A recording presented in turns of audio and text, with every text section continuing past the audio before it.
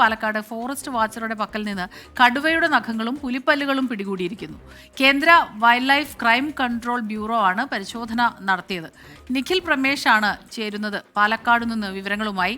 നിഖിൽ, ഈ ഫോറസ്റ്റ് വാച്ചറുടെ കയ്യിൽ കടുവയുടെ നഖങ്ങളും പുലിപ്പല്ലുകളും കിട്ടി. അവരുടെ കയ്യിൽ അതെങ്ങനെ വന്നു? കടുവയെ കിടുവ പിടിച്ചോ? സ്മിത, ഇതിൽ നിന്ന് മനസ്സിലാക്കേണ്ടത് ഒരു പക്ഷേ നേരത്തെ ഇതുപോലൊരു മുൻ ഫോറസ്റ്റ് വാച്ചറുമുണ്ട്, നിലവിൽ വാച്ചറായിട്ടുള്ള ആളുമുണ്ട്. രണ്ടുപേരെയുമാണ് തൊണ്ടി സഹിതം ഇപ്പോൾ പിടികൂടുന്ന സാഹചര്യം ഉണ്ടായത്. അതിൽ നിന്ന് ഒരുപക്ഷെ സർവീസിലുണ്ടായിരുന്ന കാലത്തും ഇപ്പോൾ സർവീസിലുള്ള ആളും വനത്തിൽ അവർ പല കാര്യങ്ങൾക്ക് വേണ്ടി പോകുമ്പോഴൊക്കെ ഇത്തരത്തിലുള്ള വന്യമൃഗങ്ങൾ ചത്തുകിടക്കുന്നതും ഒക്കെ കാണുമ്പോൾ ഒരുപക്ഷെ അതിൽ നിന്നൊക്കെ എടുത്തതായിരിക്കണം എന്നുള്ളതാണ് മനസ്സിലാക്കാൻ കഴിയുന്നത്. അതിൽ നിന്നൊക്കെ അവർ എടുത്തു മാറ്റി വെച്ചതായിരിക്കണം എന്നുള്ളതാണ് മനസ്സിലാക്കാൻ കഴിയുന്നത്.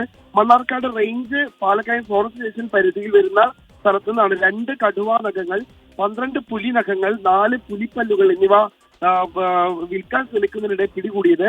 2 പേരെ തിരുവനന്തപുരം ഫോറസ്റ്റ് ഇന്റലിജൻസ് സെല്ലും അതോടൊപ്പം തന്നെ പാലക്കാട് ഫ്ലൈയിങ് സ്ക്വാഡും ചേർന്നാണ് പിടികൂടിയിട്ടുള്ളത്.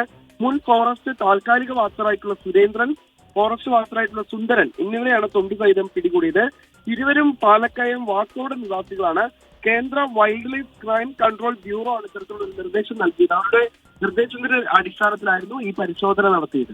ശരി, നിഖിൽ പ്രമേശാണ് ഈ വാർത്തയുടെ വിശദാംശങ്ങളുമായി ചേർന്നത്. ഇതിന്റെ ഈ പുലിയെയും കടുവയും ഒക്കെ പേടിച്ച് ഒരു വശത്ത് വയനാട്ടിലെ ജനങ്ങളൊക്കെ ഇങ്ങനെ ആധിയും ആവലാതിയായിട്ട് കഴിയുകയാണ്. ആ സമയത്താണ് ഇങ്ങനെയുള്ള വാർത്തകൾ വരുന്നത് അല്ലെ. അത് ഫോറസ്റ്റ് വാച്ചറുടെ കയ്യിൽ നിന്ന് പിടികൂടി എന്ന് പറയുന്നത് ഗൗരവതരവുമാണ്.